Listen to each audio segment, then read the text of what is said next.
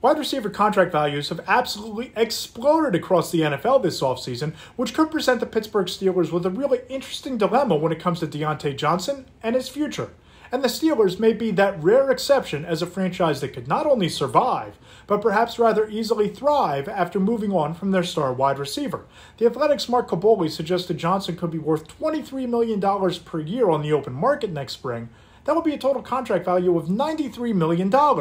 Now, that deal would certainly be in line with some of the mega contracts that have already been handed out to wide receivers across the league this offseason, including the Jaguars paying Christian Kirk $72 million, the Eagles handing A.J. Brown a new $100 million deal, the Dolphins paying Tyreek Hill $120 million over the next 5 years, and not to mention Davante Adams' $140 million mega deal with the Raiders, making him the highest paid player at the position across the league. Now, Johnson has certainly proven his value to the Steelers' offense so far in his career, averaging 84 receptions for 920 yards and 6 touchdowns through his first 3 seasons. Last season alone, Johnson was in the top 5 in receptions and top 10 in receiving yards across the entire league. But given Pittsburgh's extensive track record of identifying, drafting, and developing dynamic young wide receivers, it could make it a lot more palatable to let the 26-year-old walk after the 2023 campaign and then going ahead and replacing him with a younger, more affordable player with even more upside.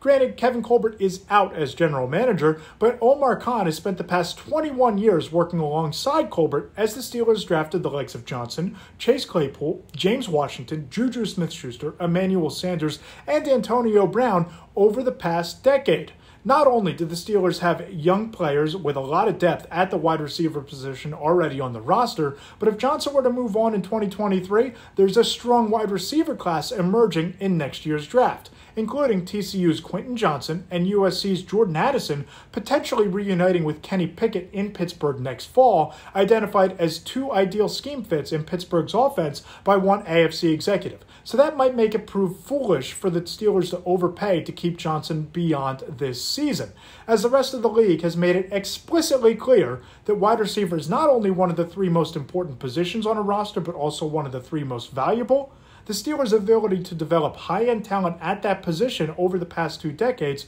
could position them to avoid the bidding wars that are already developing without skipping much of a beat, including when it comes to deciding Diontae Johnson's future beyond this season.